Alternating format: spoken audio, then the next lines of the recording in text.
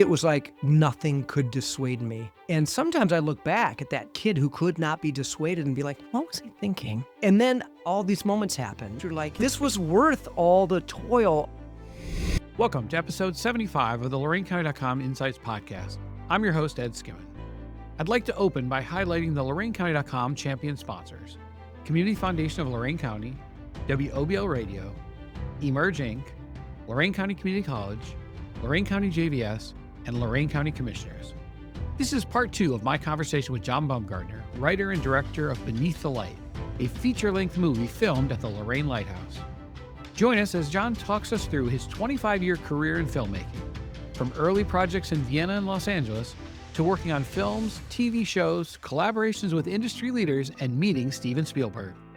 He also reflects on his deep connection to Lorain, Ohio, offers advice for aspiring filmmakers, and shares some of his passions outside of the industry, from restoring vintage pinball machines to mentoring young actors. As I mentioned in part 1, I've known John since grade school. By 6th grade, he had already formed a small film troupe with a couple of friends. In 8th grade, he wowed fellow students at a talent show with his performance of Puttin' on the Ritz by Taco. I still remember his flash paper fire effects. In high school, he used my family's home for part of the set for one of his many movie projects. John was the first person I knew personally that had their own IMDb page on the internet. On Saturday, I had the chance to attend the premiere of his latest project, Beneath the Light. The film delivered the quality and storytelling you'd expect from a major studio. Seeing this level of craftsmanship applied to a story set in my hometown of Lorain made the experience especially meaningful for me. Here is part 2 of my conversation with John Baumgartner. Let's drill deeper down into your background. Can you give an overview of your career highlights and the types of projects you've worked on so far? Where I've been for the last 25, 27 years is I moved to LA. Well, it goes back up a little bit. I moved to Europe in Vienna, Austria. I was the first Baumgartner to go back since my grandfather, as a 10-year-old, fled Austria-Hungary. So that was cool. But I got a job as an actor in an English language theater in Vienna. It's a small pond for native English speakers if you want to be an actor there. For 6 months, I was an actor there. It was awesome. I started to write another script that I wanted to shoot in Lorain and moved back here. And I told myself I wanted to raise $200,000 to make this film. It was also a suspense thriller. I told myself if I didn't raise it in 2 years, I'm moving to LA. I met with every business person who might be interested. I remember Elgin Newsy donated his accounting work for me, which he did again on this film, which was like a beautiful full circle moment. So I raised just a fraction of it. I was a kid with no experience. Who is this kid? What is this? I was like 23. And 2 years go by, I'm 25. I did not raise the money. So I moved to LA. And the first job I got was for Roger Corman. He was a Hollywood legend. And I worked for him for a year. It's so easy to go up the ranks there. You start as like a production assistant intern. And then by the time I was there for a year, I was at the top doing first assistant director work and that kind of thing. But it's also a place like any of these low budget places where you get in and you get out. And so I got out and I made my first film on my own, which was a silent movie in the style of Charlie Chaplin, set in 1918. But the Chaplin-esque character is gay. It's 25 years old, that film. We premiered at the British Film Institute and we just screened it at the Cleveland Public Library with live music with the Cleveland Silent Film Festival. So that was like another beautiful thing to screen that movie and now this one. And that opened a lot of doors for me. It was a silent movie. It was black and white. It had LGBT themes 25 years ago. So it didn't open a lot of doors, but it opened the right doors. And then that led to me to making a feature film, which MTV bought. I made it in LA for $10,000. We were sick of people saying no. It was called Hard Pill. And we got our credit cards and our offices and our homes, and we just filmed it as we could. We stopped asking for permission. And we lucked out at Viacom, which is Paramount, bought it and aired it for 6 years. And that got me my mentor, which was a man named Todd Holland. Todd Holland is most famous for Malcolm in the Middle. He directed the lion's share, directed the pilot. He won an Emmy for Malcolm in the Middle pilot. But he became my mentor. And I was trying to break into television. I never stopped writing my films. And again, they all took place in Lorain. And I wanted to come back and shoot films here. And I got a few gigs, one of which I was very lucky. I got a slot on the show The Real O'Neills, which was a 2-season show on Disney ABC. Todd was the main director on it.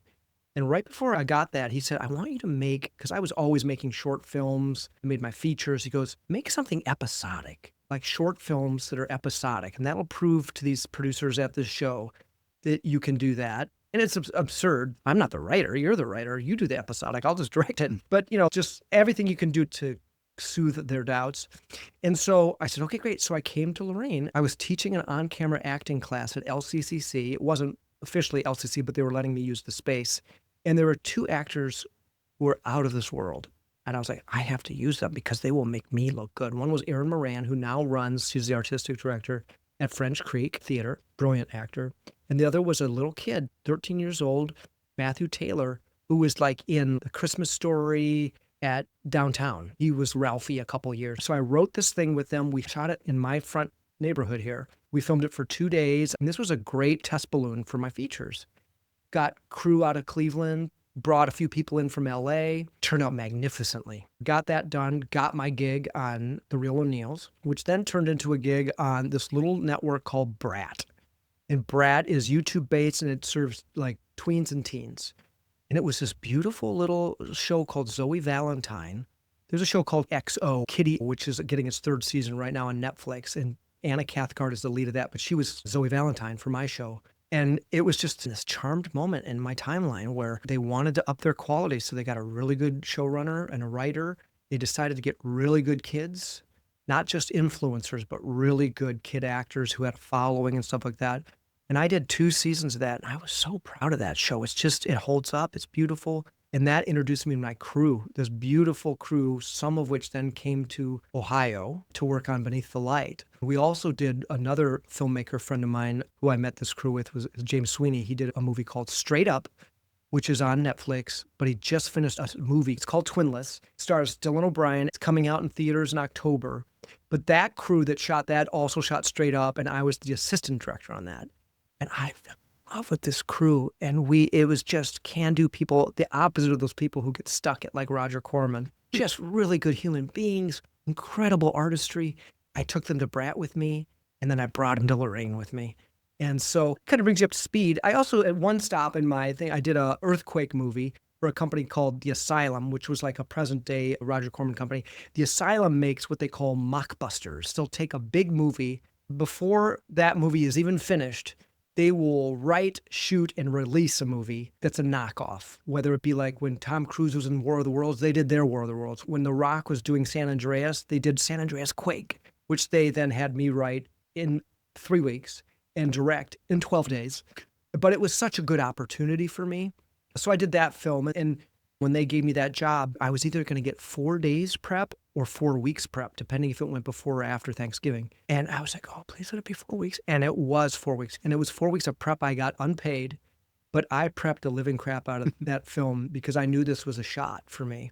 This was 2014. And it is one of the few watchable movies that company made. And I would never have made that script because it has to be the most predictable, familiar thing. But of course, that film, because it turned out well, sells all over the world today still. And that's the movie I get checks on still. But it was a lesson, right? So what was it that gave you the initial confidence to go to California and take your shot? And what was the moment that you knew you had made the right decision? Empire of the Sun came out when I was 16, and I can't even describe how it affected me. I dreamt I was in the movie for night after night. And I thought, I've got to go to California. I have to go meet Steven Spielberg. I have to go be his protege. He will take one look at me and I will be set. Spoiler alert, it did not happen that way. And because I knew I wanted to direct since I was like 8 or 9 years old and always made films, that's all I wanted to do. And so when I turned 18, I moved to California. And it was, I can't describe it. It was always just a recognition. It was just what I wanted to do. And it was challenging because I knew no one. We could not have been more far removed from the industry. We knew no one in California. We knew no one in the industry. And my parents, they're like, I don't understand you, John. So good luck. The only thing is they saw that I wanted to do that my whole life. And I did a lot of theater and they really believed in that. And it made sense to them. But they're like, well, go with God. Good luck. And as much as they wanted to help, they were like, I know less than anybody about this world that you're trying to get into. But it wasn't even brave. It wasn't even anything. It was just like a matter of course. Yeah, this is what I do. It's not scary. This is what I'm supposed to do. Went out there, and for 2 years I was out there and could not make heads nor tails of it. Just couldn't break in, not even break in, but I didn't even feel like I was making the inroads. So I came back to Ohio. I thought I'll make a film here. And then that's when the opportunity to go to Vienna. And I was like, theater, I could do theater for a year, learn those ropes. There was no wasted study in this path I'm on. And so I did that, and I came back to Ohio, and then that catches us up that I tried to raise money for another film. So I went back to LA, and I spent 25 years that I made some reasonable progress and stuff like that. But Steven Spielberg did not take me on as protege. To answer your question about when I knew I had made the right decision to go out to LA, I guess it was both the second I did it, and it still hasn't happened yet. It's a work in progress. Barbara Streisand has this famous quote when someone asks, should I become an actor? She said, no, you should not. And if that dissuades you, then you shouldn't be an actor. But if it doesn't dissuade you, you've got your answer. For me, it was like nothing could dissuade me. And sometimes I look back at that kid who could not be dissuaded and be like, what was he thinking? And then all these moments happen. Like I'm on set of Zoe Valentine or the Earthquake movie, or I did productions with Funny or Die, which was with Fred Willard, the great comic genius I got to direct. David Hasselhoff, by the way, was in it too. When I found out I got the episode of The Real O'Neills on the Disney lot, the Disney studio, and I was walking that studio, and we recognized that studio from like those movies from the 70s, the Shaggy DA, or grew up on those movies, and being like, I am walking on this studio. I am on a list of directors in this studio. Those are the moments you're like, this was worth all the toil. To move to a new city with no roots whatsoever is a hard row to hoe. Those were the moments that it was like, oh, this feels good. And the other thing that's amazing about Los Angeles is the access you have to A, the film culture, and B, running into your heroes. Like I got to run into Steven Spielberg 3 times. He did not recognize me, unfortunately, but it was just like, this is cool. And whether it be the screenings, et cetera, like those, so that always was like, I felt I am in the right place. These are my people. This is my discipline. This is my craft. And I felt impassioned, and I miss it. I miss that place, but I do go back between Lorain and LA. I joke because my card says John Baumgartner, Film, TV, Lorain, Los Angeles. What have been your biggest challenges, disappointments, or frustrations, and how have they helped you grow? The Real O'Neills was canceled before my episode happened. There were 2 more episodes that were filmed, and then it was canceled, and I never got to direct on The Real O'Neills. But I got an agent because of it. I got a manager because of it, and it really teed me up. What's interesting is it was very frustrating because my mentor, Todd Holland, tried for a long time to get me a show, and all the work that I got was on this lower budget stuff. So I did not get The Real O'Neills. I had that agent. I had that manager. Then that got me into the Disney Channel. I remember going to Utah. I spent a week shadowing a show called Andy Mack. I shadowed the director. He's directed all those zombie musicals that are phenomenal successes. Paul Hohn, great guy. And tried to get in on that. That didn't work out, but then that led me to Brad. And they gave me the crown jewel of their lineup. It was like my first studio. And it was like they were this small studio, but they had everything. They had distribution, literally the sound stages. They had the wardrobe and the makeup and everything, but it was all tiny. And you had to deal with the politics of the producers and the money and all stuff. But it wasn't what was at stake at like Paramount or Universal, goes without saying. But so it felt far less life or death. And that was a fantastic experience for me. I'm like, I'm glad this is my first experience at this level. I often think back, Beneath the Light feels so special to me. It was one of those projects where everything lined up in the most beautiful way. The stuff in Los Angeles, the stuff in Lorain, the stuff in my writing, the stuff with Cindy Sang. Every day you'd wake up overwhelmed. How are we going to pull this together? And yet the perfect solution within a day or two would just be like, wow, I could not have written that better. And because of that, I think back, I was like, if Real O'Neills hadn't been canceled, would I have made Beneath the Light? Would I even have been motivated to write it?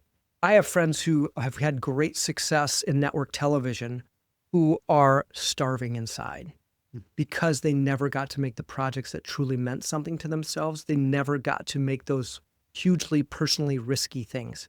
So when we were prepping Beneath the Light, I remember being above Uniontown. I am sweeping, I am mopping. We are building the set. We took 8 months to build those sets. In Hollywood, you'd get like a month, maybe most, and you'd have to spend hundreds of thousands of dollars because you have no time.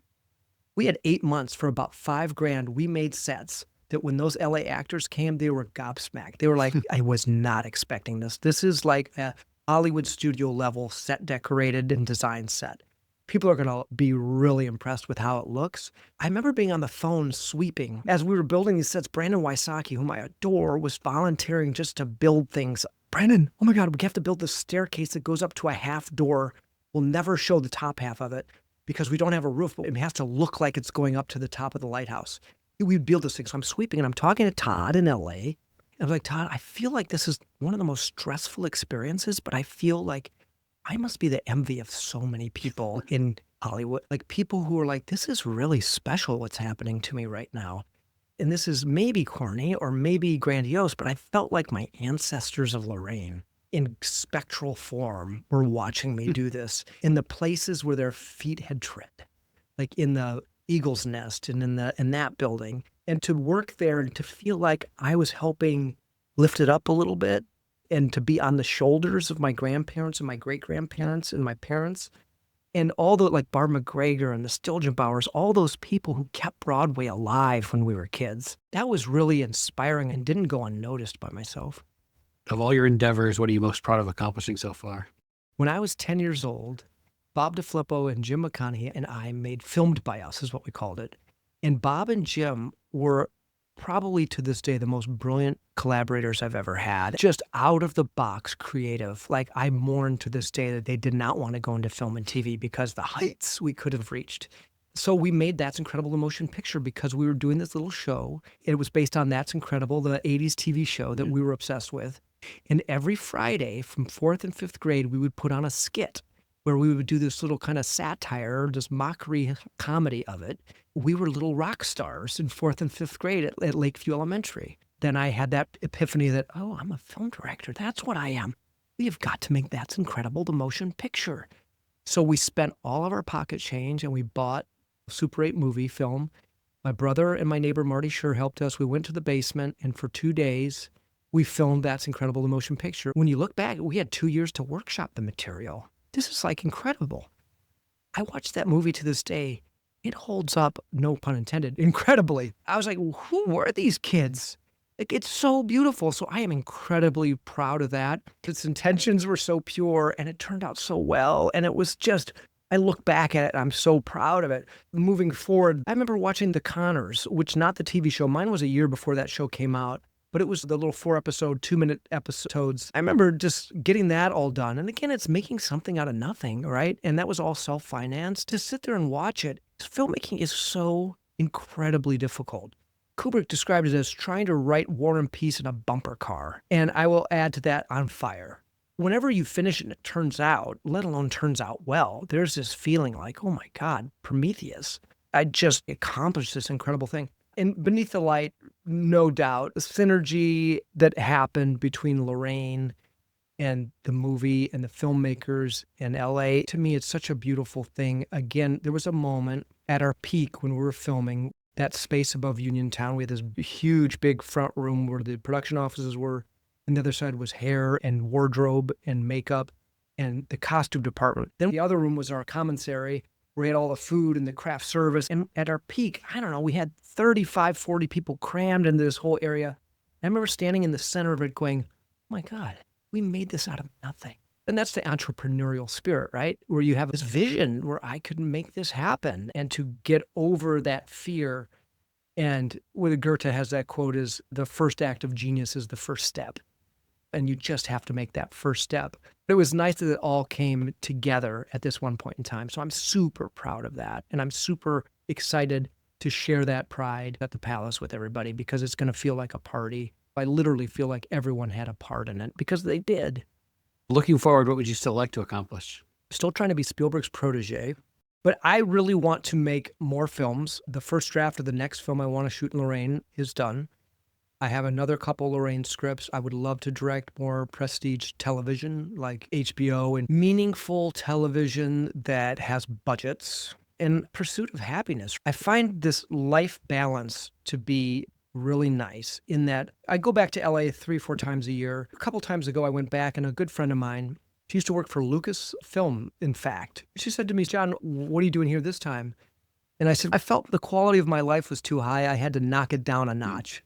And there are things in Lorain that you cannot, as no-brainer, you cannot get in Los Angeles. and clearly vice versa. And both complements what I seek in life. The quality of the life that I'm building in Lorain, I find so satisfying and so rich. And the opportunity that I have in Los Angeles is so satisfying and so rich. And so they both offer something the other can't. And that I am starting to blend the two, I find so beautiful. Like, for instance, I'd be in LA, I would come to Ohio for a couple weeks. And you'd line up all your visits and stuff. And over the last few years, it's swapped. Now I'm primarily in Lorain. I go to LA and I line up all my visits. I line up all my business meetings to further hone this quality of life thing is a big ambition of mine. So I hope to make more films. All filmmakers want to see their films in theaters coast to coast. And that's an ambition. We did not get a theatrical distribution deal in this film, but it's premiering in a theater, but also too, it got the best possible home video release that one could ever expect. It's beautiful. So there's going to be a whole advertisement campaign. It's going to be on, like I said, all platforms, you name it, it'll be there. Eventually, it'll go on to a subscription-based thing after its new release window of 3 months. So that feels great, but I really want to make a film that ends up in theaters. So that's still something, that was the 8-year-old's dream. What advice would you give a young person today who's thinking about pursuing a path in filmmaking or the creative arts? Are there any lessons from your own journey that you would share with them? Yes, I will use Barbra Streisand's advice to say, don't do it. And if that doesn't dissuade you, you've got your answer. It's really hard, but especially with AI coming down the pike. I had a friend, a young man who's an incredibly talented actor, and he was like, should I go to LA or New York? I feel like you should go to New York because AI is never going to displace theater actors, Broadway actors, and he can sing and dance and everything like that. I was like, your place is New York. But yeah, I'm worried about AI. Like, commercial acting is already completely changed. It's a strange world where I would especially say learn the new technology, become an expert in AI. And also, too, if we are going to give the benefit of the doubt that this is indeed the thing they will not be dissuaded from, study anything but it. The more you can round your education, the more you become a full human being to be able to tell stories that resonate and matter and that kind of thing.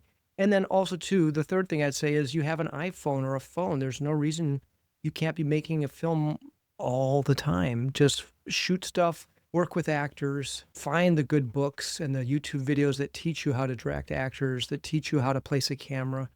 And then if you could then use your phone and use your laptop, there's free stuff available on all of them. Own your craft that way. Todd came up with a great phrase. He runs a number of programs for the Directors Guild of America. And one of my favorite things that he came up with was protect and encourage 3 things, your 3 pillars, which is your joy, your network, and your craft. Without any one of those things, you cannot move forward. If you're not joyful about the work, it becomes cynical, it becomes hollow. Audiences will recognize that. You got to network, you got to meet the people who are hiring or who are going to help you make your projects. And then thirdly, craft. You've got to keep practicing your craft and make it better. Start to get the muscle memory of what makes the craft and the art of it work. I guess that's my advice to the youngsters. And again, remember, don't do it. Outside of your film work, what are your hobbies and interests and how do they help recharge you? I collect and restore vintage pinball machines from the 70s. I've also taken an interest in mentoring young actors. One thing that happened during the preparation time of this movie is I went to every community theater production that I could in the Cleveland, Lorain County area. And I kept every program and I would circle the people who I thought had it. And I indeed cast one of them, Anne McAvoy, who I saw at Clegg Playhouse. One of the passions I have now is if I find someone who I was like, oh, wow, you have it. I love to connect with them, mentor them. So that's been very rewarding. Finally, where can people go to learn more about your projects, including Beneath the Light, and connect with you? You can find more about Beneath the Light at beneaththelight.com.